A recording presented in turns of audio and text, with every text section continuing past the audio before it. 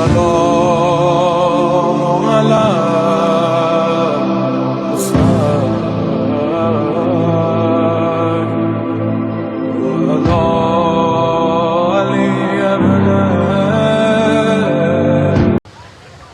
أعوذ بالله السميع العليم من الشيطان اللعين الرجيم بسم الله الرحمن الرحيم الحمد لله المعروف من غير رؤية والخالق من غير ربية الذي لم يزل قائما دائما إذ لا سماء ذات أبراج ولا ليل داج ولا بحر ساج ولا أرض ذات مهاد ولا خلق ذو اعتماد والصلاة والسلام والتحية والإكرام على نبي الرحمة وخازن المغفرة وقائد الخير والبركة ومنقذ العباد من الهلكة سيدنا ومولانا أبي القاسم محمد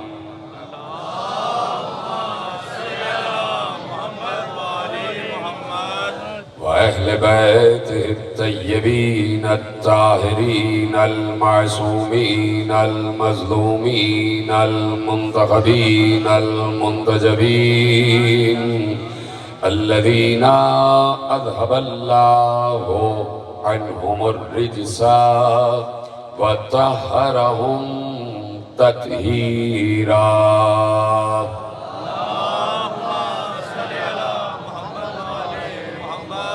أما بعد فقد قال الله سبحانه وتعالى في محكم كتابه المجيد وفرقانه الحميد وقوله الحق بسم الله الرحمن الرحيم الذين آمنوا وتطمئن قلوبهم بذكر الله ألا بذكر الله تطمئن القلوب صلوات محمد وآل محمد 1448 ہجری کے عشرہ ماہ اعضاء کی مرکزی بامبارگاہ دھوبی گھاٹ فیصل آباد میں آپ حضرات چوتھی تقریر سماعت فرما رہے ہیں۔ پروردگار عالم نے ہمیں یہ توفیق عنایت فرمائی ہے کہ ہمیں وہ شعور، وہ تدبر، وہ تفکر، وہ تفہم، وہ تعقل اور وہ تدبر عنایت فرمایا ہے کہ جہاں ہم قرآن سے بھی سیکھتے ہیں، حدیث سے بھی سیکھتے ہیں، آثار صحابہ سے بھی سیکھتے ہیں، تمام آسمانی کتابوں سے بھی سیکھتے ہیں، راویوں کے علم سے سیکھتے ہیں، علم فلسفہ سے سیکھتے ہیں، علم منطق سے سیکھتے ہیں، علم کلام سے سیکھتے ہیں، علم بیان سے سیکھتے ہیں، علم آئمہ سے سیکھتے ہیں، علم عصمت سے سیکھتے ہیں، اللہ کے تمام فرمودات سے سیکھتے ہیں۔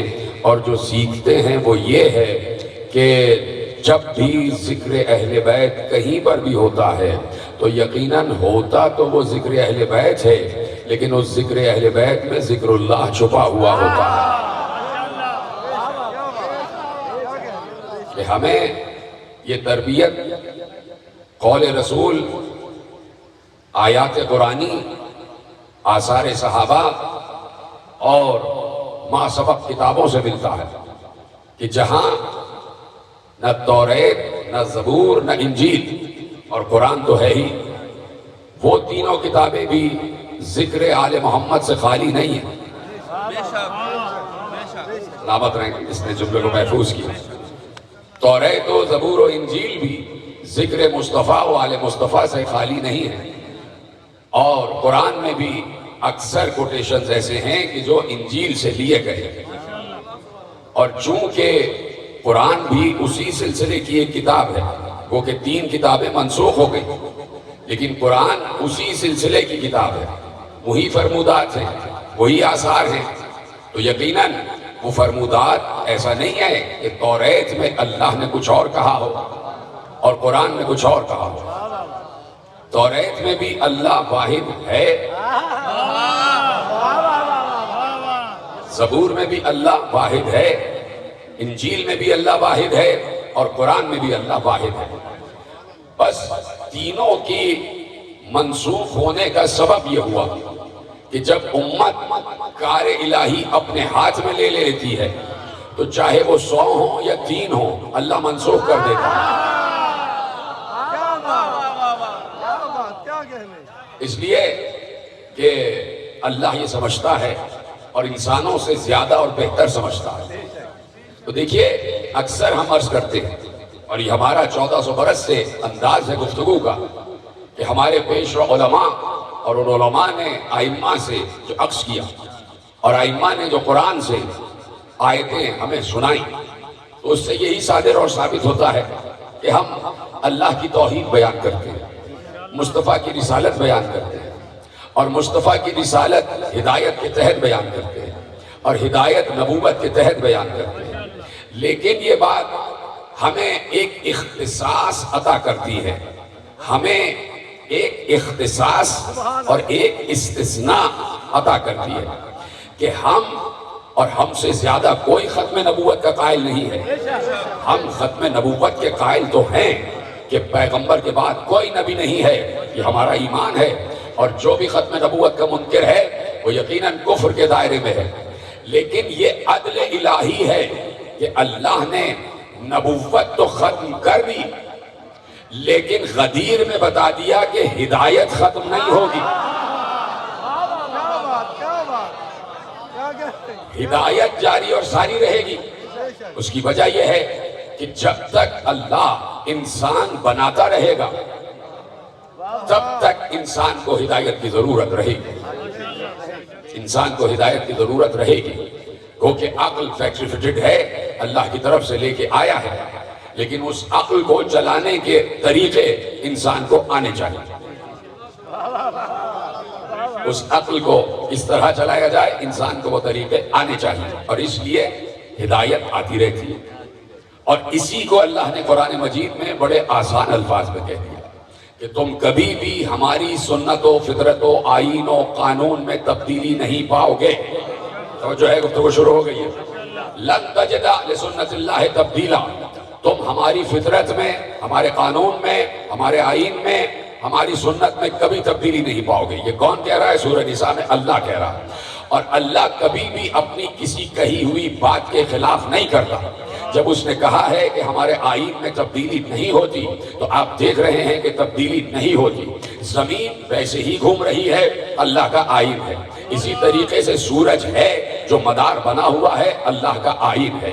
سورج کے گرد 12 بروج حرکت کر رہے ہیں، اللہ کا آئین ہے۔ نہ وہ کل بدلا، نہ آج بدلا، نہ قیامت تک بدلے گا۔ اسی طرح سورج والا پورا نظام بھی کسی کے گرد گھوم رہا ہے، یہ بھی اللہ کا آئین ہے، اور از ازل گھوم رہا ہے، تا ابد گھومتا رہے گا۔ انسان اس زمین پر رہ رہا ہے اور اس زمین پر رہتا رہے گا۔ یہ زمین غلہ اگا رہی ہے، اگاتی رہے گی، اللہ کا آئین ہے۔ یہ زمین پودا بناتی ہے، بناتی رہے گی، اللہ کا آئین ہے۔ پودا درخت میں تبدیل ہوتا رہے گا، اللہ کا آئین ہے۔ درخت میں پھول آتے رہیں گے، اللہ کا آئین ہے۔ پھول پھلوں میں تبدیل ہوتے رہیں گے، اللہ کا آئین ہے۔ پھلوں میں ذائقے آتے رہیں گے، اللہ کا آئین ہے۔ پھولوں میں رنگ آتا رہے گا، اللہ کا آئین ہے۔ رنگوں میں خوشبو آتی رہے گی، اللہ کا آئین ہے۔ انبیاء ہدایت لے کے آتے رہیں گے، اللہ کا آئین ہے۔ بارش برستی رہے گی، اللہ کا آئین ہے۔ زمین غلہ اگاتی رہے گی، اللہ کا آئین ہے۔ ہوا چلتی رہے گی، اللہ کا آئین ہے۔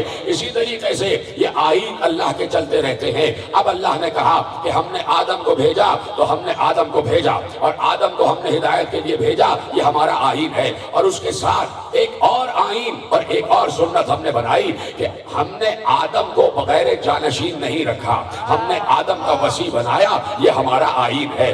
آدم کا وصی انوش بنا، ہم نے اس آئین کو آگے برقرار رکھا۔ انوش کا وصی قینان بنا، قینان نے مہلائیل کو وصی بنایا، مہلائیل نے یارد کو وصی بنایا، یارد نے اخنوخ کو وصی بنایا، اخنوخ نے مدوشلخ کو وصی بنایا، مدوشلخ نے لمک کو وصی بنایا، لمک نے نوح کو وصی بنایا، نوح نے سام کو وصی بنایا۔ اسی طرح ابراہیم نے اسماعیل کو وصی بنایا، اسحاق کو وصی بنایا، داؤد نے سلیمان کو وصی بنایا، داؤد نے سلیمان کو وصی بنایا، موسیٰ نے یوشع کو وصی بنایا، عیسیٰ نے شمعون کو وصی بنایا۔ جب یہاں تک ہمارا آئین نہیں بدلا تو کیا مصطفیٰ پر آ کر بدل جائے گا؟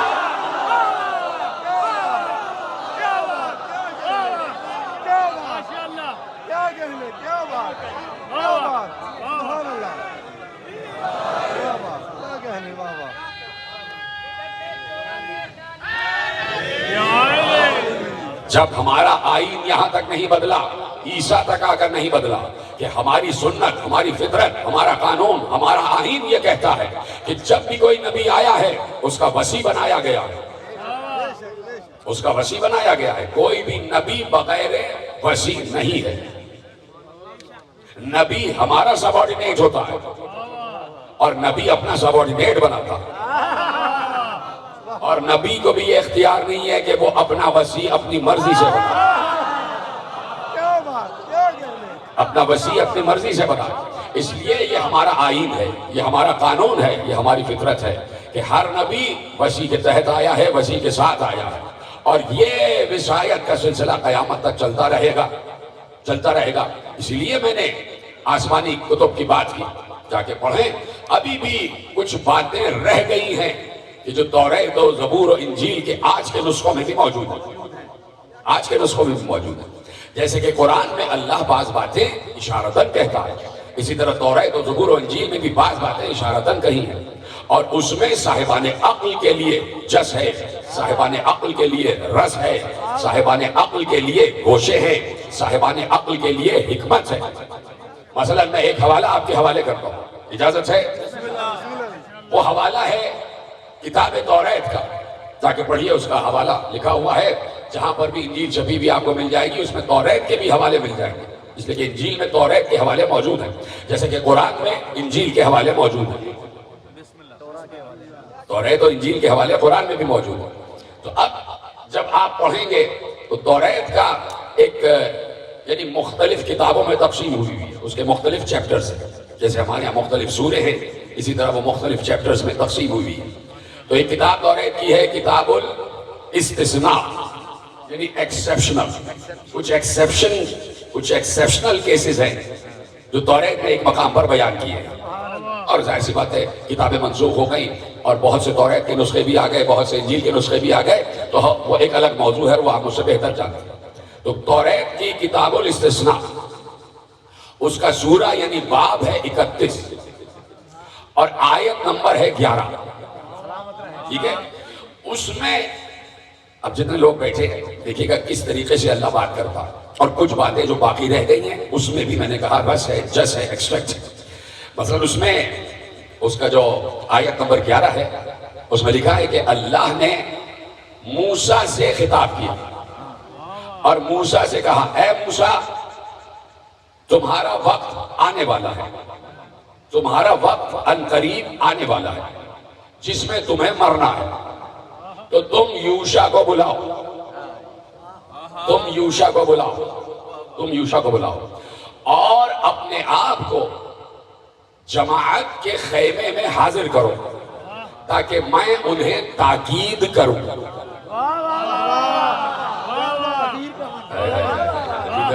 اعجاز بھائی سلامت رہیں. دیکھیے اس طریقے سے سمجھے ہیں آپ.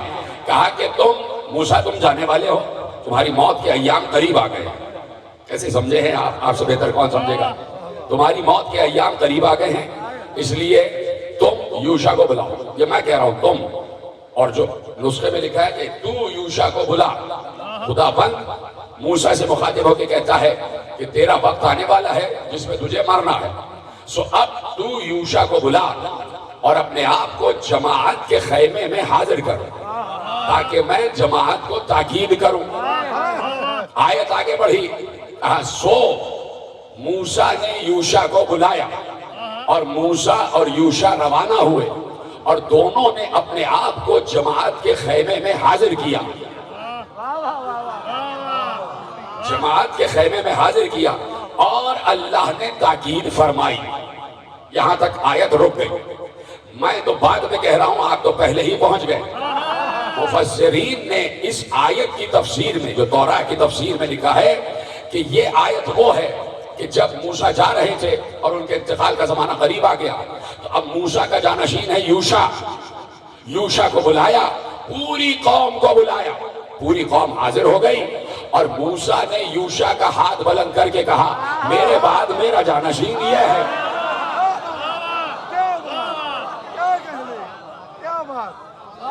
سب نے یقیناً غور فرمایا, سب نے یقیناً اس آیت کو محفوظ کیا ہے کہ تفسیر میں لکھا گیا کہ موسیٰ نے یوشع کو جانشین بنایا نہیں, اعلان کیا. اس لیے کہ بنا ہوا تو پہلے ہی تھا, بنا ہوا تو پہلے ہی تھا. تو دیکھیے اب یہ یوشع ہے موسیٰ کا جانشین. اور گفتگو شروع ہو گئی ہے تو ہے نا میرے ساتھ سارے کے ساتھ. اب میں اشارے کرتا ہوں, کچھ اشارے آپ کے حوالے کرتا ہوں, اور اشارے آپ ہی سمجھیں گے اور کوئی سمجھے گا ہی نہیں. ٹھیک ہے, اجازت ہے. یوشع بن نون جناب موسیٰ کے وصی. موسیٰ کے پہلے وصی تھے ہارون, لیکن ہارون کا انتقال ہو گیا جناب موسیٰ کے دور میں. اور اللہ نے اسی لیے یہ بھی فطرت رکھی کہ ہارون کو ہم نے پہلے نومینیٹ کیا تھا کہ وہ موسیٰ کے وصی ہیں, لیکن موسیٰ کے دور میں انتقال کر گئے. پھر بھی ہم نے جانشینیت کی نومینیشن ختم نہیں کی, ہم نے پھر بھی جانشین رکھا کہ یوشع کو اپنا جانشین بناؤ, یوشع بن نون کو اپنا جانشین بناؤ. اور ایک میں جو لکھا ہے یشوع لکھا ہوا ہے, ہمارے یہاں وہ یوشع کہا جاتا ہے. تو اب جناب یوشع موسیٰ کے جانشین ہیں سب ساتھ. تھکے ہوئے تو نہیں ہیں, پریشان تو نہیں ہیں, کسی فلسفے کے بارے میں تو نہیں سوچ رہے, کوئی منطق فلسفہ کوئی پریشانی تو نہیں ہے. سب تو ماشاءاللہ ہے نا, سب بیٹھے تھے. اور میں بھی کوئی فلسفہ بیان کرنے کا عادی تو ہوں نہیں, اور نہ یہ ممبر فلسفے کا متحمل ہو سکتا ہے, اس لیے کہ 10 دن صرف فلسفہ ذکر علی ہی بیان کیا گیا بس, اور کوئی فلسفہ نہیں. تو اب جناب یوشع وصی ہیں, تیار ہیں سننے کے لیے؟ اشارے آپ سمجھتے چلے جائیں. اچھا دیکھیے, چلیے یہ بات میں کہوں گا, ایک بات میرے ذہن میں آ گئی جناب یوشع کے لیے. تو اب جناب یوشع ہیں موسیٰ کے وصی, ٹھیک ہے. جب جناب موسیٰ اس دنیا سے چلے گئے تو اب یوشع جانشین ہیں, ان کے بعد ان کے سبارڈینیٹ ہیں, ان کے بعد قوم کو سپروائز کر رہے ہیں. یعنی اللہ قوم کو وداؤٹ سپرویژن نہیں رکھتا, اور سپرویژن بھی اس کی آنکھوں سے ہوتی ہے. یعنی ہر دور میں ایک عین اللہ ضرور رہتا ہے, ادھر سلامت ہے. ہر دور میں ایک عین اللہ ضرور رہتا ہے کہ جو سپروائز کرتا رہے قوم کو کہ یہ کام صحیح کر رہے ہیں, یہ صحیح چل رہے ہیں, یہ نہیں. تو اب چلے گئے جناب موسیٰ, یوشع کی ہدایت کا زمانہ آ گیا. اور ایسے میں جب جناب یوشع نے دعویٰ کیا میں ہوں وصی, اور جناب موسیٰ نے پوری قوم کے سامنے مجھے وصی نومینیٹ کیا تھا, تو جناب موسیٰ کی ایک زوجہ تھی, انہوں نے جناب یوشع کی وزارت کو نہیں مانا.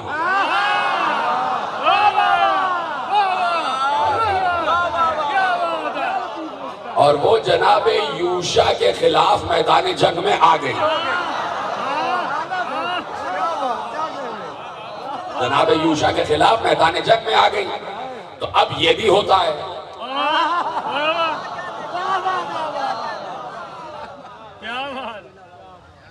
چلے آپ بھی خاموش ہو جائیں, میں بھی خاموش ہو جائیں.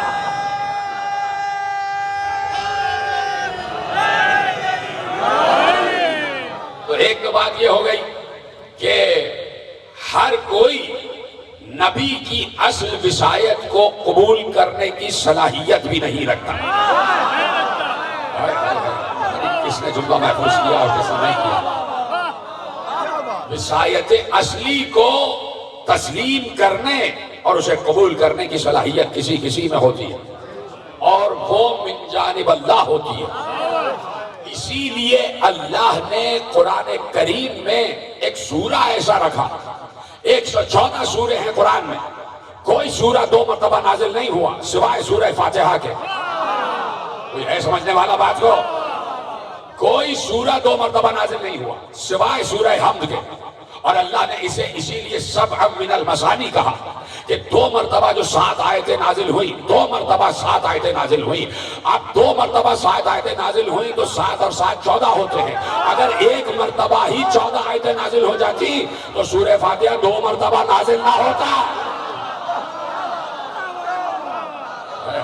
سلامت رہے. یہ ہے فیصلہ آباد، یہ ہے فیصلہ آباد کا مجمع. سلامت رہے آپ. جیسے آپ نے سنا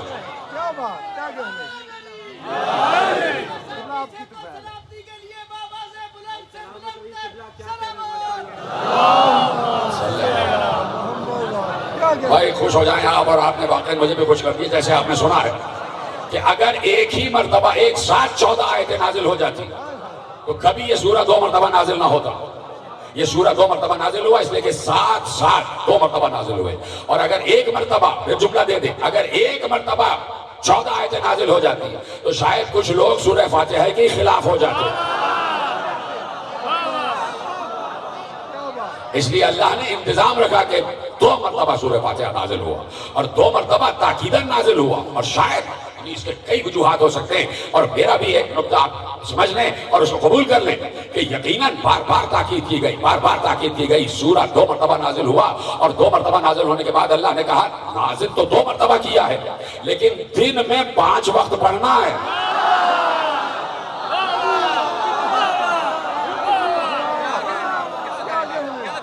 دن میں 5 وقت پڑھنا ہے. نازل تو ہم نے 2 مرتبہ کیا ہے لیکن ہر روز 5 مرتبہ پڑھنا ہے. 5 وقت پڑھنا ہے، 5 مرتبہ نہیں، 5 وقت پڑھنا ہے. 5 وقت پڑھنا ہے. نازل 2 مرتبہ کیا لیکن ہر روز 5 وقت پڑھنا ہے. کیوں پڑھنا ہے؟ کیوں پڑھنا ہے؟ میں نے کہا نا کہ ہر کوئی وصایت کے مرحلے کو قبول کرنے کی صلاحیت نہیں رکھتا. صلاحیت نہیں رکھتا، صلاحیت نہیں رکھتا. اس لیے کہا ہے کہ تم صلاحیت نہیں رکھتے تو سورہ فاتحہ میں رکھا اہدنا الصراط المستقیم. پروردگار مجھ میں صلاحیت پیدا کر دے، مجھ میں صلاحیت پیدا کر دے.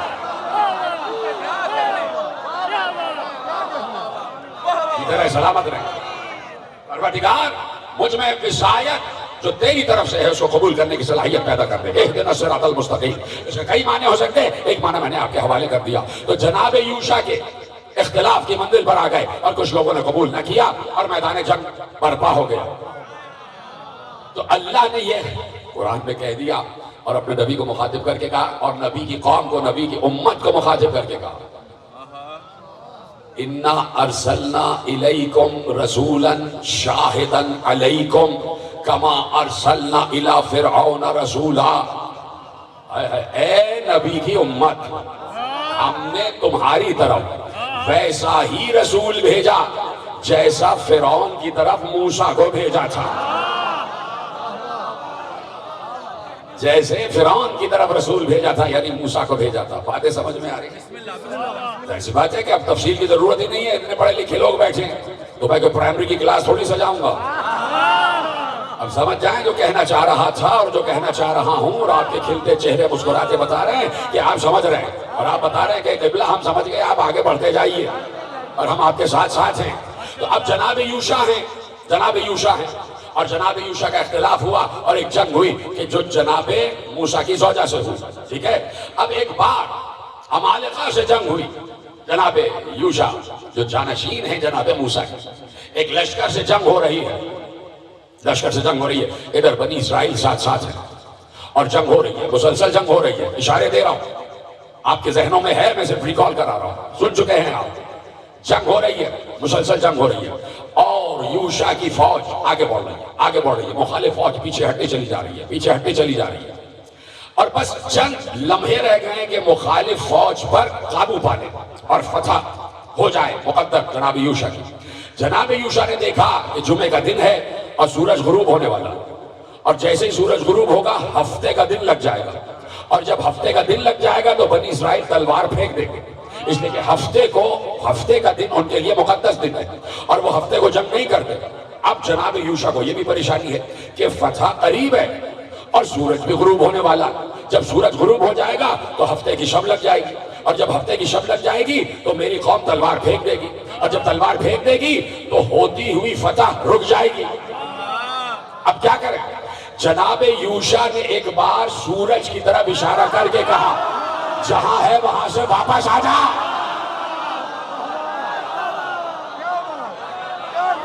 ہائے ہائے، آپ سے بہتر کون سمجھے گا؟ ادھر ہے آخری آدمی تک دو بات اٹھا کے نعرہ تکبیر، نعرہ رسالت، نعرہ حیدری، حیدری، حیدری۔ ادھر ہے، سلامت، میں آپ کو داد دے رہا ہوں۔ جناب یوشا نے بالکل ڈوبے ہوئے سورج کو مقام عصر پر واپس بلایا، اور جب فتح ہو گئی تو جناب یوشا نے کہا اجازت ہے ڈوب جا۔ یعنی نبی کا بھی اختیار ہوتا ہے، نبی کے وحی کا بھی اختیار ہوتا ہے۔ ارے توریت نے بتا دیا، قرآن تو بتا ہی رہا ہے، توریت نے بتا دیا کہ کسی غیرے کو وحی نہ بنا لینا۔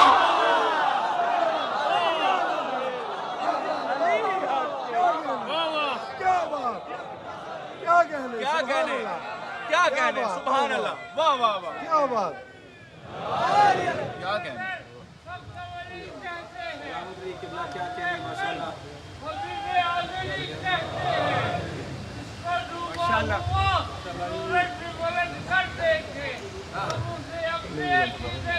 علی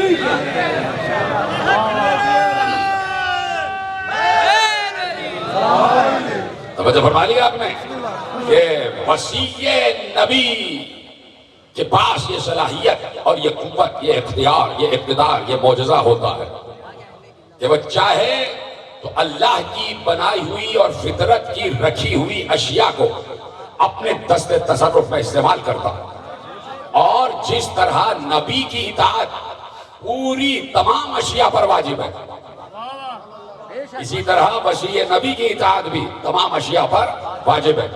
ٹھیک ہے، دو باتیں میں نے آپ کے حوالے کر دی، نشانیاں مل گئی آپ کو کہ کسی نے قبول نہیں کیا تو زوجہ موسیٰ آ گئی یوشا کے خلاف۔ دوسری بات، یوشا نے بھی رد شمس کیا، یوشا نے بھی رد شمس کیا۔ اب ایک جملہ اور لے جائیے کہ جناب موسیٰ جب چلے اور مرج البحرین کی کیفیت، اس پر پوری تقریر میں 10 سال پہلے کر چکا، جو حضرات موجود تھے ان کو یاد ہوگا کہ کس طریقے سے جناب موسیٰ چلے ہیں اور اس آب حیات کے کنارے پہنچے ہیں، اور وہ جو مچھلی تھی اور وہ سارے معاملات میں بتا چکا، اور ساتھ میں جناب یوشا بھی ہیں۔ قرآن نے جب جناب موسیٰ جا رہے ہیں کہا کہ بھئی موسیٰ اب یہ بھی بتا دو کہ کیوں بھیجا اللہ نے کہ موسیٰ جاؤ، تو اس لیے کہ جب یہ دریا پار ہو گیا اور جناب موسیٰ اپنی قوم کو لے کے دریا پار کر کے اس علاقے میں آ گئے، اور وہاں پر توریت کی تعلیم دینے لگے اور دینیات سمجھانے لگے اور لیکچرز دینے لگے۔ ایسے میں کسی نے جناب موسیٰ سے پوچھا کہ اے نبی اللہ، اس وقت روئے عرش پر آپ سے زیادہ اور آپ سے بڑا کوئی عالم نہیں، آپ سے بڑا کوئی عالم نہیں۔ جناب موسیٰ نے کہا ہاں ایسا ہی ہے۔ قوم کے ایک فرد نے جناب موسیٰ سے مخاطب ہو کے کہا کہ اے نبی اللہ، اس روئے عرش پر آپ سے بڑا کوئی عالم نہیں ہے۔ جناب موسیٰ نے کہا ہاں ایسا ہے۔ اب ہمارے یہاں کے مفسرین نے آئمہ کے اقوال کی روشنی میں لکھا کہ جناب موسیٰ نے یہ بات اس لیے کہی کہ جناب موسیٰ پر توریت نازل ہوئی تھی، اور توریت اللہ کا علم ہے، اس لیے جناب موسیٰ نے کہا کہ مجھ سے بڑا کوئی عالم نہیں ہے۔ یہ جناب موسیٰ کی سمجھ تھی۔ جیسے ہی جناب موسیٰ نے کہا ہاں مجھ سے بڑا کوئی عالم نہیں ہے، اللہ نے جناب جبرائیل کو بھیجا اور کہا موسیٰ سے کہو کہ تم نے یہ کہہ دیا کہ تم سے بڑا کوئی عالم نہیں ہے، ذرا یہاں سے نکلو اور وہاں پہنچو کہ جہاں دو دریا مل رہے ہیں وہاں تم سے بھی بڑا ایک عالم بیٹھا ہوا ہے۔ ہائے ہائے ہائے، سلامت رہیں آپ، وہاں تم سے بھی بڑا ایک عالم بیٹھا ہوا ہے، جاؤ اور اس کی شاگردی اختیار کرو۔ جناب موسیٰ چلے اور جناب یوشع ساتھ، تو اب جناب یوشع جو ساتھ ہیں ان کے ساتھ مچھلی بھی ہے جو انہوں نے راستے کے لیے رکھی بھی تھی، وہ پورے واقعات آپ قرآن میں پڑھ لیجئے گا۔ تو جب جناب یوشع ساتھ ہیں اور جب وہاں پہنچے جہاں دو دریا مل رہے تھے تو وہاں پر ایک جوان سے ملاقات ہوئی، اور وہ جوان جناب خضر تھے، اور جناب خضر سے جناب موسیٰ نے کہا کہ کیا یہ ہو سکتا ہے کہ آپ مجھے اپنا شاگرد بنا لیں؟ ہائے ہائے ہائے ہائے، کیا یہ ہو سکتا ہے کہ آپ مجھے اپنا شاگرد بنا لیں جو صاحب توریت ہے؟ وہ جناب خضر سے کہہ رہا ہے کہ کیا آپ مجھے اپنا شاگرد بنا لیں گے؟ جناب خضر نے کہا بنا تو لوں گا، لیکن شرط یہ ہے کہ تم صبر کرو گے۔ اِنَّكَ لَن تَسْتَطِيعَ مَعِيَ صَبْرًا، کہہ دیا کہ تم میرے ساتھ صبر نہیں کر سکتے، اس لیے کہ علم کے لیے صبر بہت ضروری ہے، علم جلد بازی نہیں مانگتا۔ کہا کہ تم میرے ساتھ صبر نہیں کر سکتے۔ جناب موسیٰ نے اقرار کیا نہیں میں آپ کے ساتھ صبر کروں گا، اور اس کے بعد 3 واقعات ہوئے پے در پے کہ جس میں جناب موسیٰ صبر نہیں کر پائے، اور وہ سارے معاملات آپ کے اختیار میں ہیں اور آپ کے علم میں ہیں کہ جناب موسیٰ جناب خضر کے شاگرد بنے، جبکہ وہ اپنے دور کے نبی ہیں۔ چھوڑ دیتا ہوں بات اگر مشکل ہو گئی۔ موسیٰ اپنے دور کے نبی ہیں اور صاحب کتاب نبی ہیں، اور صاحب کتاب نبی جناب خضر سے کہہ رہا ہے کہ میں آپ کا شاگرد بننا چاہتا ہوں۔ تو اس کا مطلب ہے کہ جو علم جناب خضر کے پاس تھا وہ جناب موسیٰ کو نہیں دیا گیا تھا، اور وہ علم تھا علم تعویل۔ علم تعویل اس میں بھی پوری تقریر کر چکا۔ ایک ہے تفسیر، ایک ہے تعویل۔ وقت دے رہے ہیں آپ مجھے تھوڑا سا؟ ایک ہے تفسیر، ایک ہے تعویل۔ تعویل ایک الگ چیز ہے اور آپ مجھ سے بہتر جانتے ہیں۔ ایک ہے محکم، ایک ہے متشابہ۔ محکم کی تفسیر ہوتی ہے، متشابہ کی تعویل ہوتی ہے۔ متشابہ کو صرف پڑھا جاتا، محکم پر عمل کیا جاتا۔ محکم وہ کہ جو سب کی سمجھ آ جائے، متشابہ کی تعویل سوائے اللہ کے اور آل محمد کے کوئی نہیں کر سکتا۔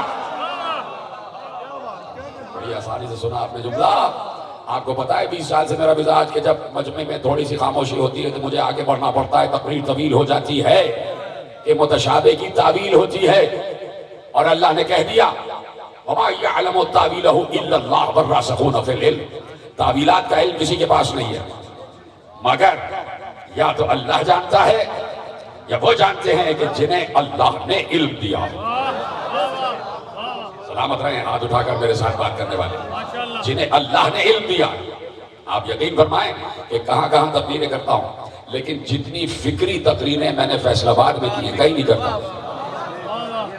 میرے ساتھ لوگ ہیں بیٹھے ہوئے، آپ پوچھیں اور مجھے جو ریمارکس اور کمنٹس آتے ہیں وہ سب یہ کہہ رہے ہو کہ آپ فیصل آباد میں جو فکری اور پیغاماتی تقریر کرتے ہیں، تو مجھے آپ پر اعتماد ہوتا ہے، اس لیے کہ آپ میری ایک ایک بات سمجھتے ہیں۔ اور پوری دنیا میں نہ معلوم کہاں کہاں سے دعوتیں آتی ہیں، لیکن میں نے کہا کہ میں فیصلہ کر چکا ہوں فیصل آباد میں۔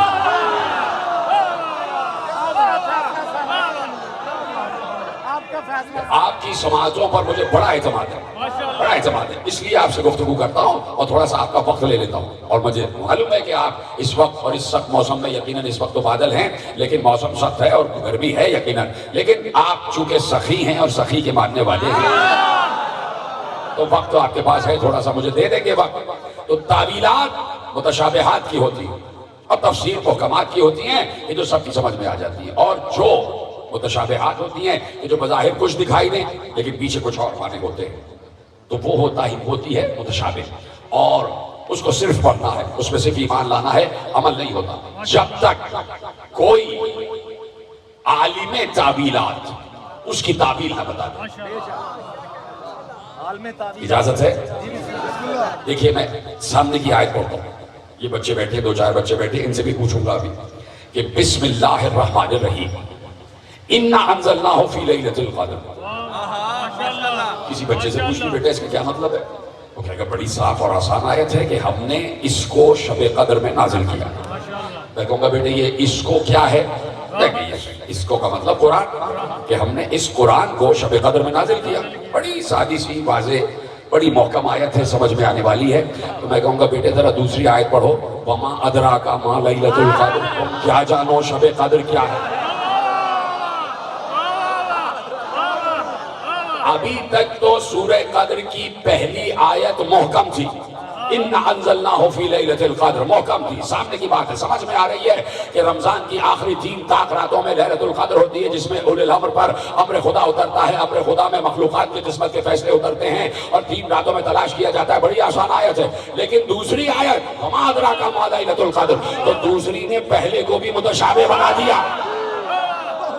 अब इसकी तफसीर नहीं होगी, इसकी तावील होगी। अब बता रहा हूं तावील क्या है, तफसीर क्या है। लैलतुल क़द्र, कद्र वाली रात, ज़ाहिर तो यही मतलब है, लैलतुल क़द्र यानी कद्र वाली रात। और जब अल्लाह कहते वमा अदराका मा लैलतुल क़द्र, तुम क्या जानोगे शब कद्र क्या है, तो अब ये मुतशाबिह हो गई। तो अब किसी मुल्ला से ना पूछना, किसी मुफ्ती से ना पूछना, किसी मौलवी से ना पूछना, सिर्फ उससे पूछना कि जो रासिखून फिल इल्म है, जो इल्म लदुन्नी का मालिक है, जनाब खिद्र जो अल्लाह ने मूसा को खिद्र के पास भेजा है, तो जनाब खिद्र के लिए भी यही कहा कि वो जवान वो है जिसके पास हमारा दिया हुआ इल्म है, इल्म लदुन्नी का मालिक है।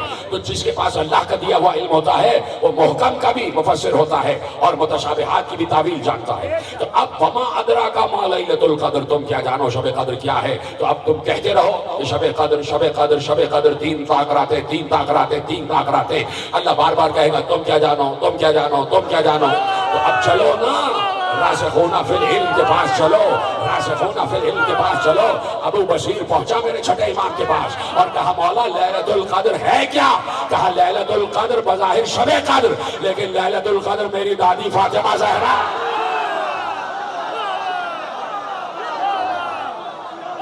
यकसुबान हो के सारे मोमिनीन, अली हक अली हक अली हक अली हक अली हक अली हक अली हक अली हक अली हक अली हक अली हक नारे हैदरी। सलामत रहे, सलामत रहे। अब समझ में आया कि तावीलात किसे कहते हैं, अब समझ में आया मुतशाबिहात किसे कहते हैं। और मुतशाबिहात की तफसीर पर पाबंदी है, खबरदार कोई अपनी मर्जी से मुतशाबिहात की तरफ न जाए, अपनी मर्जी से तावीलात न करे जब तक अल्लाह न बता दे या वो न बता दे जिन्हें अल्लाह ने बता दिया। अब मसलन बात आ गई है तो एक जुमला और ले जाइए, सारा जो कुछ पढ़ना था अभी छोड़ दिया मैंने, अब जब बात आ ही गई है तो चलो हम और आप चलते हैं किसी वादी मदहे अली में चलते हैं। अब तो बात आ गई ना, छोड़ दिया मैंने सारा मैटर, फिर कल अर्ज कर देंगे कि ये सब आपके लिए होता है और आपकी वजह से होता है कि भाई कुरान में कितने हुरूफ मुक़त्तआत हैं, मुक़त्तआत कितने सारे, 29 सूरों में मुक़त्तआत से शुरू हो रहे हैं, 29 सूरे हुरूफ मुक़त्तआत से शुरू हो रहे हैं। मुक़त्तआत तो बच्चे को भी मालूम, अलिफ लाम मीम, अलिफ लाम मीम रा, फिर अलिफ लाम मीम साद, साद नून हा मीम ऐन सीन काफ, काफ हा या ऐन साद, साद।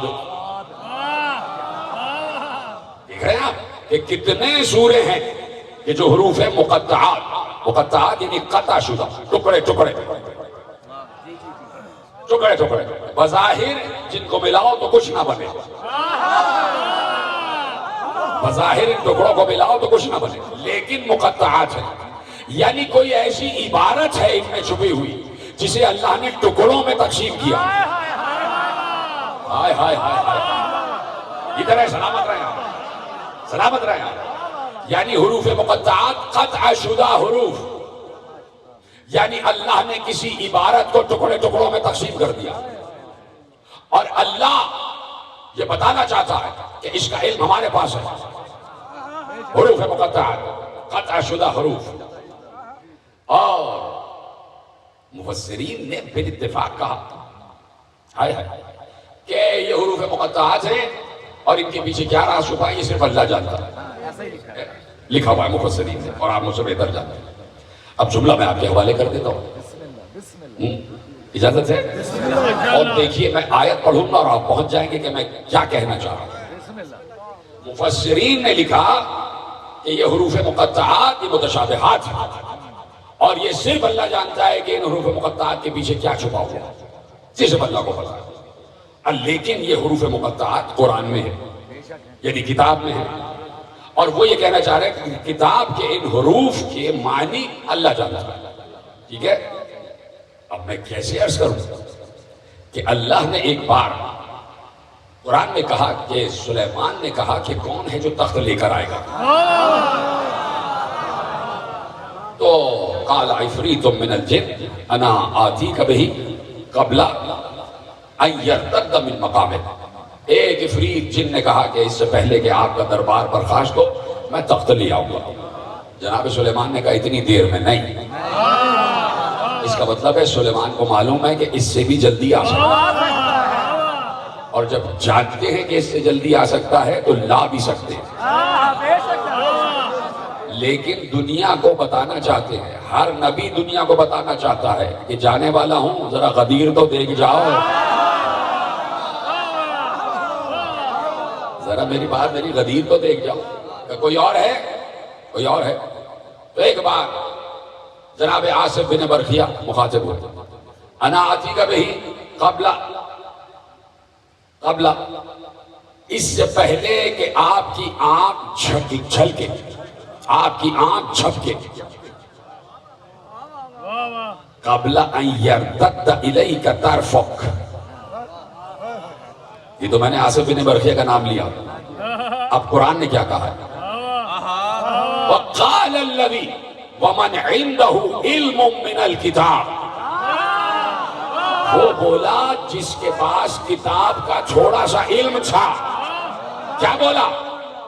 انا آتیک بہ قبل ان یرتد الیک طرفک.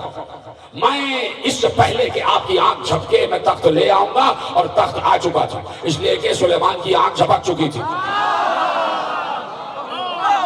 تخت آ چکا تھا. تو کیا ہے؟ قال الذی ومن عنده علم من الکتاب. جس کے پاس کتاب میں سے علم تھا وہ پلک جھپکتے میں تخت بلقیس لے آیا. اور ایک بات اللہ نے قرآن میں ارشاد فرمایا، اے نبی یہ کافر اور یہ منافق آپ کے پاس آ کے کہتے ہیں کہ آپ رسول نہیں ہیں، تو ان سے کہہ دو کہ میری رسالت پر دو گواہ کافی ہیں، ایک اللہ اور ایک جس کے پاس پوری کتاب کا علم ہے. جی سلامت رہیں، آپ سلامت رہیں. کہا کہ قل کفی باللہ شہیدا بینی و بینکم ومن عنده علم الکتاب. میری رسالت کی شہادت کے لیے دو گواہ کافی ہے، ایک اللہ اور ایک جس کے پاس پوری کتاب کا علم ہے. پوری کتاب کا علم ہے. جب پوری کتاب کا علم ہے تو چھوڑو، روکتا ہوں جملہ، جاؤ علماء عامہ کی تفسیر پڑھو. سب نے بالاتفاق لکھا ہے کہ یہاں علم من الکتاب سے مراد علی کی ذات ہے. میں نے فوراً کہہ دیا تو آپ نے آسانی سے لے لیا. میں سسپینس قائم کر کے رہتا تو آپ بڑے اچھے طریقے سے سنتے. کہا کہ سب نے لکھا کہ علم من الکتاب سے مراد علی کی ذات ہے. علی کی ذات یعنی علی کے پاس پوری کتاب کا علم ہے. جب پوری کتاب کا علم علی کے پاس ہے تو علی کو معلوم ہے الف لام میم کیا ہے، الف لام میم را کیا ہے، کاف ہا عین صاد کیا ہے، صاد کیا ہے، نون کیا ہے، ہا میم کیا ہے، ہا میم عین سین قاف کیا ہے. اس لیے کہ اسی کتاب میں تو یہ حروف مقطعات ہیں. ارے چھوڑو یہ تو علی ہے، یہ تو بہت بلند ہے، یہ تو بہت بلند ہے. ہمارے مفسرین نے اور سارے مفسرین اکٹھا ہو گئے اور سب نے ان حروف کو جمع کیا، اور جمع کرنے کے بعد چاہا کہ عبارتیں بنائی جائیں، عبارتیں بنائی جائیں. بڑے جانتے ہیں مجھ سے بہتر، بچوں کے لیے عرض کر رہا ہوں، کوئی نئی بات نہیں کر رہا، بڑی مشہور بات آپ کے حوالے کر رہا ہوں کہ علماء نے چاہا کہ اس کو ملا کے کوئی عبارتیں بنائی جائیں. بناتے گئے بناتے گئے. یعنی جیسے بہت سے آپ فارمیشنز بناتے ہیں نا، کمپیوٹر کو کچھ لفظ دے دیجئے کہ بھائی اس کے فارمیشن بناتے جاؤ تو کئی فارمیشن بنا دیتا ہے. مثلا جیسے قرآن اندازی ہوتی ہے تو اس میں کئی کروڑ نمبر ہوتے ہیں، وہ نمبر بناتا جاتا ہے. جیسے یہاں فیصل آباد میں نہ معلوم کتنی لاکھوں گاڑیاں ہوں گی، ہر گاڑی کا نمبر الگ ہے. یہ کمپیوٹر جو ہے فارمیشنز بناتا جا رہا ہے، ہر نمبر الگ. ٹھیک ہے. اسی طرح علماء بیٹھ گئے، سارے حروف مقطعات کو جمع کیا اور چاہا کہ اس سے کوئی عبارت بن جائے. کوشش کرتے رہے، کوشش کرتے رہے، کوشش کرتے رہے۔ 87 ارب 76 کروڑ 81 لاکھ 70,000 اور 200 جملے بنے۔ اتنی آسانی سن لیں گے آپ؟ 87 ارب 76 کروڑ 81 لاکھ 70,000 200 جملے بنے، لیکن کسی بھی جملے کا کوئی مطلب نہیں، سب محمل جملے، سب محمل جملے، کوئی جملہ، کوئی بھی جملہ بامانی اور با مطلب جملہ نہیں بنا، بناتے گئے بناتے گئے بناتے گئے، یہاں تک کہ 87 ارب جملے بن گئے، 76 کروڑ جملے بن گئے، 81 لاکھ جملے بن گئے، 70,000 200 جملے بن گئے۔ علماء سر پکڑ کے بیٹھ گئے کہ کوئی جملہ بنی نہیں رہا، کوئی جملہ بنی نہیں رہا۔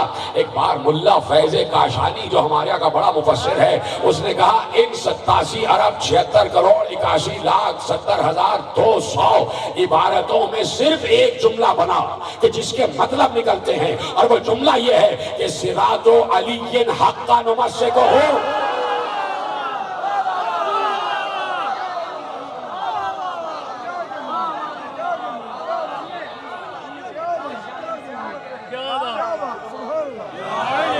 ذکر مولا مرتضیٰ کا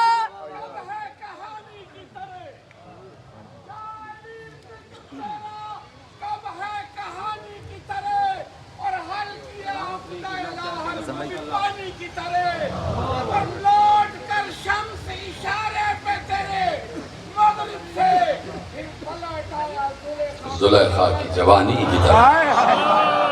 ذکر مولا مرتضیٰ کا، ذکر مولا مرتضیٰ کا سنانے میں مزہ آتا ہے۔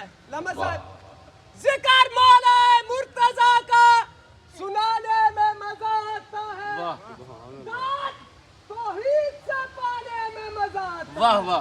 اور یوں تو جلنا ہے منافق کو جہنم میں، مگر لمحہ صاحب یوں تو جلنا ہے جہنم میں منافق کو، مگر نام حیدر سے جلانے میں مزہ آتا ہے۔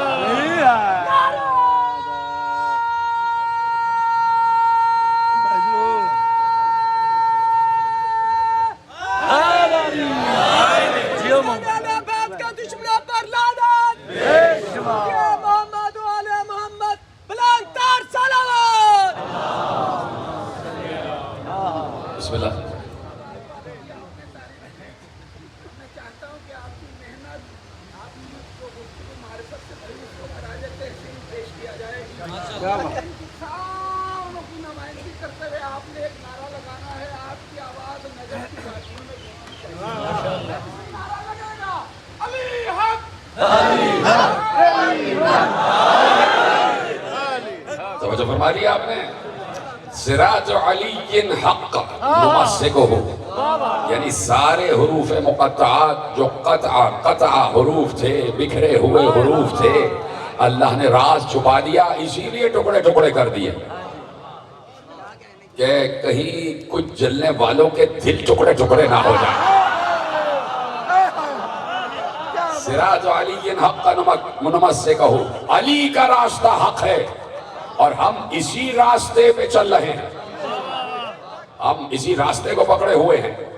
تو اس کا مطلب ہے کہ حروف مقطعات میں بھی علی چھپا ہوا، یعنی کہہ دوں کہ محکم بھی علی ہے، متشابہ بھی علی ہے۔ محکم بھی علی ہے، متشابہ بھی علی ہے۔ محکم ہے سلمان کے لیے، محکم ہے سلمان صفت لوگوں کے لیے، متشابہ ہے اشعری لوگوں کے لیے۔ کون سمجھا کون نہیں سمجھا؟ کچھ لوگوں کے لیے علی متشابہ ہے، کچھ لوگوں کے لیے محکم ہے۔ جن کے لیے محکم ہے سمجھ میں آ جاتا ہے، تو علی بھی انہی کی سمجھ میں آتے ہیں کہ جنہیں علی خود اجازت دے کہ سمجھو۔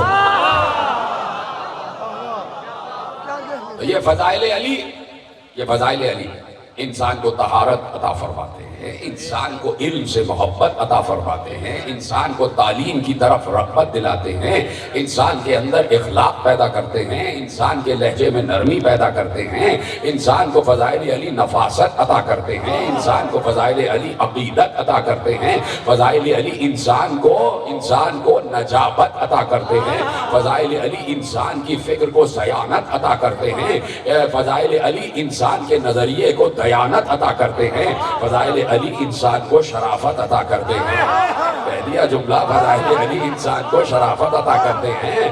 اسی لیے بہت بڑے بڑے غیر شریف یہاں آنا چاہتے ہیں تاکہ ہم بھی شریف ہو جائیں۔ فضائل علی انسان کو شرافت دیتے ہیں، دیانت دیتے ہیں، سیانت دیتے ہیں، شرافت دیتے ہیں، شجروں کی پاکیزگی دیتے ہیں، لہجے میں مٹھاس دیتے ہیں، طبیعت میں نزاکت دیتے ہیں، طبیعت میں نفاست عطا کرتے ہیں۔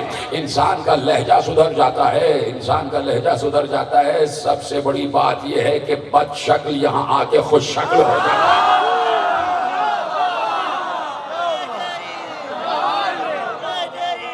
اس لیے کہ یہ علی کا ذکر نہیں ہے، اللہ کے چہرے کا ذکر ہے۔ اللہ کے چہرے سے زیادہ حسین کون ہوگا؟ کون ہوگا؟ اس لیے کہہ دیا کہ یہاں کا ہر بڑے سے بڑا محمد اور ہر چھوٹے سے چھوٹا محمد اور ہر بڑے سے بڑا اور چھوٹے سے چھوٹا علی، سب کے سب علی ہیں۔ اور اسی گھر میں علویت ہے، اسی گھر میں محمدیت ہے۔ حقیقت محمدیہ جاننا ہے تو علی کے گھر والوں سے جانو، حقیقت علویہ جاننا ہے تو علی کے گھر والوں سے جانو۔ یہ آل ابراہیم ہے، یہ آل ابراہیم ہے اور محمد ہی آل ابراہیم ہے۔ اور اسی لیے اس گھر میں جب مسلم آئے تو مسلم نے دو بچوں کے نام محمد اور ابراہیم رکھے کہ ایک ہی گھر میں محمد بھی آ گئے، ایک ہی گھر میں ابراہیم بھی آ گئے۔ جائیں آپ جب اس مقام پر کہ جہاں ان دو بچوں کے روضے بنے ہوئے ہیں، اب چپ نہ رہنا، اس لیے کہ 7 اور 8 برس کی عمریں ہیں، چھوٹے چھوٹے بچے، اور تمہارے دل اسی لیے نرم پیدا کیے گئے ہیں کہ آل محمد کے بچوں کے جب مصائب پڑھے جائیں تو گریے کا حق ادا کر لینا۔ اس لیے کہ اس گھر کے بڑے تو غریب الوطن ہیں ہی، یہاں کے بچے بھی غریب الوطن ہیں، غریب الوطن۔ مسلم کے بچے وطن سے چھوٹے ہوئے اور وطن سے چھوٹ کر پردیس میں آئے تو باپ سے بھی چھوٹ گئے، یعنی قید میں ہیں۔ کیا عجیب ستم ہے، کیا گزری ہے بچوں پر، قید میں ہیں، کوفے ہی میں قید میں ہیں۔ اس سے وعدہ کرتے ہو کہ جو میں جملہ کہنے جا رہا ہوں اس پر سب ایک مرتبہ ہائے ضرور کہنا۔ اب جو میں جملہ کہنے جا رہا ہوں بڑا کڑا جملہ ہے کہ مسلم کے بچے محمد و ابراہیم قید میں ہیں اور کوفے ہی میں قید میں ہیں، اور جو کوفے کا بازار ہے اس سے ملا ہوا گھر ہے جس میں قید میں ہے، اور اسی بازار سے بچوں کی ماں قید ہو کے گزر رہی ہے۔ آیا گریہ آیا تمہیں؟ اسی بازار سے بچوں کی ماں سربراہ قیدی بن کے گزر رہی ہے، اور بچوں کو پتہ ہی نہیں کہ ہماری ماں اسی بازار سے قیدی بنا کے گزاری جا رہی ہے۔ ایک جملہ اور سن لو گے کہ اسی کوفے میں بچوں کے باپ مسلم کا لاشا لٹکا رہا، اور پورا سال بچے کہتے رہے بھائی بابا کی بہت یاد آ رہی ہے، بھائی اماں کی بہت یاد آ رہی ہے۔ بچوں کو کیا پتا کہ ماں یہاں سے سربراہنا قیدی بنا کے گزار دی گئی اور باپ کا لاشا کوفے کی گلیوں میں گھسیٹا جاتا رہا۔ بچوں کو خبر ہی نہیں کہ باپ ذبح کر دیا گیا اور ماں شام میں قید ہے اور بچے یہاں کوفے میں قید ہیں۔ بس میرے عزیزو، عجیب تاریخ اسلام ہے کہ جس نے آل محمد کے ساتھ کیا کیا سلوک کیا ہے۔ چھوٹے سے بچے ہو گئے رہا، اس طرح رہا ہوئے، سب تفصیل تمہیں معلوم ہے، لیکن ہائے وہ جو ایک منصوبہ لوح قدرت پہ لکھا ہوا ہے، بچے اسی مشیت کے تحت چل رہے ہیں۔ رات بھر چلتے رہے، راستہ بھٹک گئے، صبح ہوئے تو دیکھا دونوں نے ایک دوسرے سے کہا بھائی ہم تو کوفے ہی میں ہیں، ہم یہاں سے باہر ہی نہ نکل پائے، کدے کو چھپ جاتے ہیں۔ ابن زیاد کے سپاہی ہمیں ڈھونڈ رہے ہیں، درخت پہ چڑھ گئے، شام ہوگی پھر اتریں گے اور اندھیرے میں پھر راستہ تلاش کریں گے۔ ایک کنیز آئی، پانی بھر رہی تھی، دریا کی سطح پر اس کو 2 چاند سے عکس نظر آئے. اس نے دیکھا 2 بچوں کی شبیہیں نظر آ رہی ہیں پانی پر. اس نے اب جو درخت کی طرف دیکھا تو دیکھا 2 ننھے سے شہزادے بیٹھے ہیں. 7 اور 8 برس کے خوبصورت بچے جن کی لمبی لمبی زلفیں دوش تک آئی ہوئی, چاند سے روشن چہرے. سمجھ گئی کسی بڑے عظیم اور امیر گھرانے کے بچے, بادشاہوں کے اولاد, شہزادے ہیں. گردن اٹھا کے کہا کہ بچوں کہاں اوپر بیٹھے ہو, گر جاؤ گے, زخمی ہو جاؤ گے, نیچے آ جاؤ. تقریباً 1 سال کے بعد بچوں نے پیار بھرا لہجہ سنا. بچوں نے پیار بھرا لہجہ سنا, آ گئے, نیچے آ گئے. کنیز نے کہا بچوں کون ہو, تمہارا گھر کہاں ہے؟ بچوں نے آہستہ سے کہا ہمارا کوفے میں گھر نہیں ہے. کہا ماں باپ کہاں ہیں؟ کہا کچھ نہیں پتا کہ بابا کہاں ہیں, کچھ نہیں پتا کہ اماں کہاں ہیں. بابا کے ساتھ آئے تھے, بچھڑ گئے, 1 برس ہو گیا, کوئی خبر نہیں.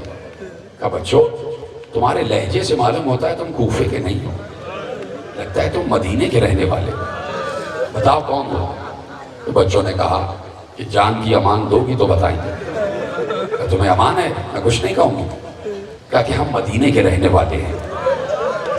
کنیز نے کہا مدینے کے کون سے محلے کے؟ کہا محلے بنی ہاشم. کنیز ایک دم چونک کے کہتی ہے بنی ہاشم محلے کے, تو کیا تم بنی ہاشم سے ہو؟ کہا ہاں بنی ہاشم سے. اب بتاؤ تم کون اور بنی ہاشم کے کس یہاں سے ہو؟ کہا کہ تم نے جناب مسلم کا نام سنا ہے؟ کہا ہاں وہ سفیر حسین تھے. کہا اسی مسلم کے بچے محمد ابراہیم. کنیز قدموں پہ گر گئے. شہزادو ہم تو تمہارے چاہنے والے, ہماری جو مالکن ہے, ہماری جو مخدومہ ہے, وہ بھی تمہاری چاہنے والی. لے کے آ گئی, اپنی مالکن کو بتایا کہ یہ بچے بنی ہاشم کے بچے ہیں, مسلم ابن عقیل کے بچھڑے ہوئے بچے ہیں. تو وہ جو مومنہ تھی وہ قدموں پہ گر گئے. اور سنیں گے ایک جملہ, مومنہ نے قدموں پہ گر کے کہا واہ رے میری قسمت, واہ رے میری قسمت, میری بلندی ہے قسمت. اے 2 بچوں, میں یہ نہیں سمجھ رہی کہ محمد و ابراہیم میرے گھر آئے ہیں, مجھے لگ رہا ہے حسن و حسین میرے گھر آئے. اجروں کو بدل, مجھے لگ رہا ہے حسن و حسین سیدہ کے 2 شہزادے میرے گھر آ گئے. بچوں میری قسمت جاگ گئی, سیدہ کے گھر کے 2 عظیم ستارے میرے گھر آ گئے. بچوں کو نہلایا دھلایا, بالوں میں شانہ کیا, بچوں کو کھانا کھلایا. بہت دنوں کے بعد بچوں نے پیٹ بھر کے کھانا کھایا, اس لیے کہ پورے سال 1 دن میں صرف 2 روٹیاں اور 1 جامع آب ملتا تھا, اور اسی سے بچے گزر بسر کرتے تھے. بچوں سے کہا سو جاؤ, حجرے میں سو گئے. عجیب کہانی ہے, عجیب اردٹ کہانی ہے مسلم کے بچوں کی. بچے سو رہے تھے, سوتے سوتے بچوں نے خواب دیکھا. دونوں نے ایک جیسا خواب دیکھا, چونک کے اٹھے, دونوں ایک ساتھ اٹھ گئے. اب اندھیرا ہے حجرے میں, دونوں ایک ساتھ اٹھ گئے. کہا تم کیوں اٹھے بھائی؟ چھوٹے نے پوچھا بھیا آپ کیوں اٹھے؟ کہا رات ابھی خواب دیکھا ہے, اور خواب ختم ہوا تو ہم جاگ گئے. بڑے نے چھوٹے سے کہا تم بتاؤ محمد ابراہیم, تم بتاؤ کیا خواب دیکھا؟ کہا بھیا میں نے خواب دیکھا ہے کہ جنت ہے, عرش اعظم ہے, اور اس پر کرسی لگی ہے, اس پہ رسول اللہ بیٹھے ہوئے, اور سارے بنی ہاشم بھی بیٹھے ہوئے, سارے ائمہ بیٹھے ہوئے. ایسے میں نے دیکھا کہ ہمارے بابا مسلم آ گئے. رسول اللہ کو سلام کیا, رسول اللہ نے جواب سلام دیا اور کہا آ جاؤ مسلم تم آ گئے, مسلم تمہارے بچے کہاں پر ہیں؟ تو ہمارے بابا مسلم نے نانا رسول اللہ سے کہا کہ میرے دونوں بچے بس آنے ہی والے ہیں. بھیا لگتا ہے یہ رات ہماری آخری رات ہے. محمد نے کہا کہ بھائی میں نے بھی یہی خواب دیکھا ہے. دونوں ایک دوسرے سے لپٹ کے رو رہے تھے. جب رو رہے تھے اور بات کر رہے تھے اسی وقت حارث ملعون گھر میں داخل ہوا. اس کو اس حجرے سے بچوں کے رونے کی آواز آئی. اس نے اپنی ساس سے پوچھا کہ کون ہے اس حجرے میں؟ کہا نہیں تیرے کان بج رہے ہیں, کوئی نہیں ہے. کہا نہیں میرے آواز آ رہی ہے, آواز آ رہی ہے. ساس نے کہا یہاں سے ہٹ جا, کوئی نہیں ہے. ایک بار اس نے دروازے کو توڑنے کے انداز میں دھکا دیا, دروازہ کھلا, کمرہ بالکل اندھیرا تھا, کچھ سنائی نہیں دے رہا تھا, کچھ سجھائی نہیں دے رہا تھا. حارث ٹٹولتا ہوا آگے بڑھا, ٹٹولتا ہوا آگے بڑھا, اور دونوں ہاتھوں سے ٹٹولتا ہوا آگے بڑھ رہا تھا. اچانک دونوں بھائیوں کے سروں پر اس کا ہاتھ گیا, دونوں بھائیوں کی زلفیں اس کے ہاتھ میں آ گئی. اور جب زلفیں ہاتھ میں آئیں تو اس نے کہا یہ تو جیتے جاگتے بچے معلوم ہو رہے ہیں. اور ایک بار کہتا ہے بتاؤ تم کون ہو اور میرے گھر میں کیا کر رہے ہو؟ بچوں نے یہی کہا کہ اگر جان کی امان دیتا ہے تو بتائیں گے، چھوٹے بچے ہیں، سب کی باتوں پر یقین کرنے لگے. کہا بتاؤ تم دونوں کون ہو، میرے گھر میں کیا کر رہے ہو؟ کہا مسلم کو جانتے ہو، سفیر حسین، ہم اسی کے بچے محمد و ابراہیم ہیں. کہا اچھا، میں 3 دن سے تمہاری تلاش کر رہا ہوں، تم کہیں مجھے نہ ملے اور میرے گھر میں ہی مل گئے. اب باہر لے کے آیا، ماتم کرو، باہر لایا تو خدا کی قسم روایت میں لکھا ایسے لایا کہ دونوں کو بالوں سے پکڑ کے گھسیٹتا ہوا دونوں کو بالوں سے پکڑ کے گھسیٹتا ہوا لایا. دونوں کے پاؤں زمین پر خط دیتے ہوئے جا رہے تھے. بیچ صحن میں ایک ستون سے دونوں بچوں کو باندھ دیا کہ صبح ابن زیاد کے دربار میں لے جاؤں گا. ارے لے جانا تھا تو صبح لے جاتا. پوری رات محمد کے رخسار پر تماچے، کبھی ابراہیم کے رخسار پر تماچے، دونوں بچوں کے رخسار تماچوں سے نیلے ہو. صبح ہوئی، بچوں کو لے کے چلا اور کہا کہ تمہارے سر کاٹ کے ابن زیاد کے دربار میں لے جاؤں گا. ماں قدموں پہ گر گئی، نہ کر، ایسا نہ کر، یہ فاطمہ کے گھر کے بچے ہیں، یہ رسول کے گھر کے بچے ہیں. ارے محشر میں فاطمہ کو کیا منہ دکھائے گا؟ اس نے کہا نہیں، مجھے انعام چاہیے اور انعام مجھے زیادہ ملے گا.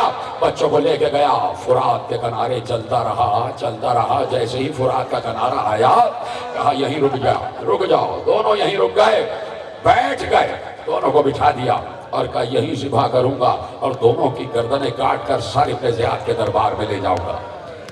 انہوں نے کہا کہ دیکھ ہمیں بیچ کے کچھ پیسے تجھے مل جائیں گے، چھوڑ دے ہمیں جانے دے. بچے حجت تمام کر رہے ہیں، حجت خدا کے گھر کے بچے ہیں، حجت تمام کر رہے ہیں. دیکھ ہمیں غلاموں کے بازار میں بیچ دے،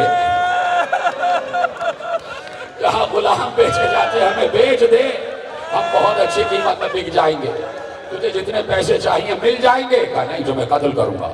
کہا اچھا ہمیں چھوڑ دے، ہم جتنا تجھے انعام ملنے والا ہے اس سے دگنا پیسہ دلوائیں گے، ہمیں ہمارے گھر جانے دے. ہم 10,000 دینار. پھر حجت تمام کی. کہا نہیں، میں تمہیں لے جاؤں گا ابن زیاد کے دربار میں. کہا اچھا اگر طے ہی کر لیا ہے تو کچھ دیر رک جا. کہا کیوں رک جاؤں؟ کہا 2 رکعت نماز پڑھنے. کیا گریہ کر رہے ہیں؟ خدا کے ان گریہ کی آوازوں کو سیدہ کے اس دیار تک پہنچا دے جسے جنت البقیع کہتے ہیں. کہا کہ 2 رکعت نماز پڑھنے دے. کہا پڑھ لو اگر تمہیں نماز سے کوئی فائدہ ہو. دونوں بچوں نے کہا فرات سامنے ہے، وضو کرنے دے. کہا نہیں، اس وضو کرنے کے بہانے پانی پینا چاہتے ہو؟ میں تمہیں تشنہ دہن ذبح کروں گا. نہیں جانے دیا، پانی تک نہیں جانے دیا. بچوں نے وہیں تیمم کیا، اسی خاک سے تیمم کیا. اور خاک سے جب تیمم کرو تو چہرے پر خاک آ جاتی ہے نا، چہرے پر خاک آ جاتی ہے. یعنی بچے سمجھ رہے ہیں کہ ہم بھی کربلا ہی کا حصہ ہیں، ہماری قربانی بھی کربلا ہی کی قربانی ہے. اور بچوں کے ذہن میں تو تھا بھی نہیں، لیکن کیا معلوم تھا کہ عاشورے کو حسین کے چہرے پر بھی خاک ہوگی اور وہ خاک علی اصغر کی قبر کی ہوگی. بچوں نے تیمم کیا، چہرے خاک سے ہٹ گئے. بچوں نے نماز پڑھی، نماز تمام ہو گئی اور بچے اللہ سے دعا کرتے رہے. جلدی سے دعا ختم کرو، نماز اس لیے بڑھا رہے ہو کہ تاکہ تمہارا عرصہ حیات بڑھ جائے. ان بچوں نے دعا کی پروردگار اس ملعون اور ہمارے درمیان جلدی فیصلہ کروا، اس کو جلد از جلد سزا دلوا. اس کو اور غصہ آ گیا. اس نے کہا اب ذبح کروں گا، بھائی کے سامنے بھائی کو ذبح کروں گا، بھائی کے سامنے بھائی کو ذبح کروں گا. محمد کی گردن کو پکڑا. ابراہیم آگے بڑھے اور محمد سے لپٹ گئے اور بار بار محمد کو اس کے ہاتھ سے چھوڑاتے تھے. چھوڑ دے میرے بھائی کو، چھوڑ دے میرے بھائی کو، میرے سامنے میرے بھائی کو ذبح نہ کر، میرے سامنے میرے بھائی کو ذبح نہ کر. اس نے ابراہیم کو دور دھکا دیا، ابراہیم دور جا کے گرے. ایک بار محمد کے گلے پہ چھری چلایا ہی چاہتا تھا. محمد کے کرتے کا گریبان بند تھا، بٹن بند تھے، دکمہ بند تھا. اس نے کہا جلدی سے اپنے گریبان کے دکمے کو کھولو، جلدی سے اپنے گریبان کے دکمے کو کھولو.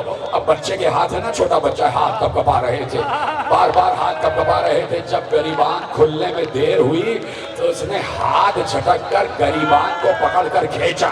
پورا کرتا چاک ہو گیا. ادھر سے ایک تماچا دوسرا تماچا. اب محمد کو پشت کے بل زمین پر لٹایا. سامنے بھائی دیکھ رہا ہے. ختم کر دوں تقریر. سامنے ابراہیم دیکھ رہا ہے. ارے یہاں تو شریعت یہ کہتی ہے کہ ایک گوشت بند کو دوسرے کے سامنے ذبح نہ کرو, ایک جانور کو دوسرے کے سامنے ذبح نہ کرو. اور یہاں تو ایک بھائی کو دوسرے بھائی کے سامنے ذبح کیا جا رہا ہے. کیا گزری ہوگی ابراہیم پر جب بھائی کو ذبح کرتے ہوئے دیکھ رہا تھا. ابراہیم نے دیکھا کہ محمد کے گلے پر خنجر چلا, محمد کا گلا کٹا. سن رہے ہو میرے عزیزو, میرا تو کلیجہ پھٹ رہا ہے. محمد کا گلا کٹا, اور ایک دم نہیں کٹا, اس لیے کہ پہلے پشت قفا سے وہ ہڈیاں ٹوٹی جو گردن میں ہوتی ہیں, ہڈیوں کے ٹوٹنے کی آواز آئی. پھر وہ رگ کٹی, جس رگ کو رگ حیات کہتے ہیں, وہ گردن کاٹ کے اس نے محمد کا گلا ایک طرف رکھ دیا. میں نے پڑھ دیا, تم نے سن لیا.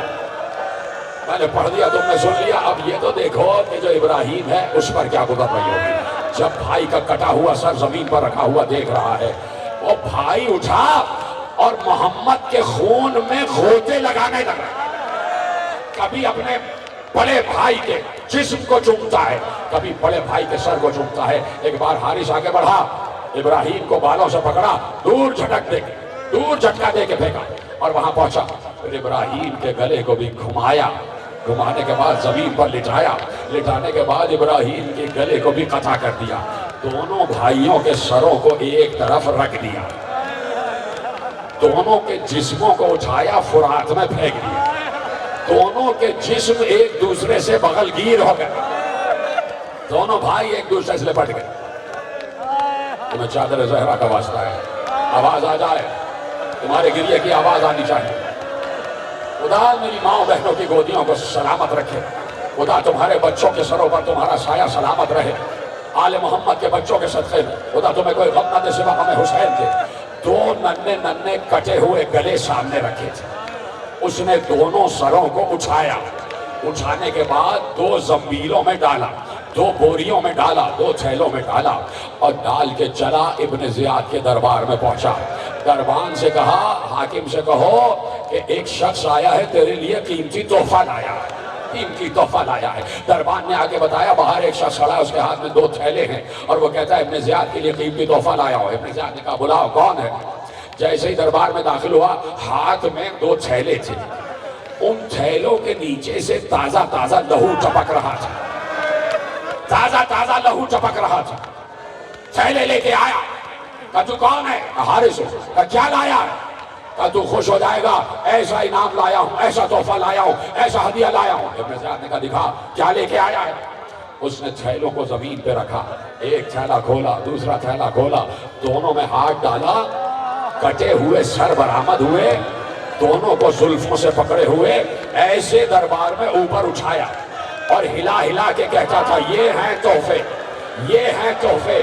ارے بچے اتنے معصوم تھے, اتنے حسین تھے کہ بے اختیار ابن زیاد کھڑا ہو گیا اور کھڑے ہو کے کہتا ہے او ظالم, کس ماں کی گود اجاڑ کے آ گیا, کس ماں کی گود اجاڑ کے آ گیا. حاکم خوش ہو جا, یہ مسلم کے بچے ہیں.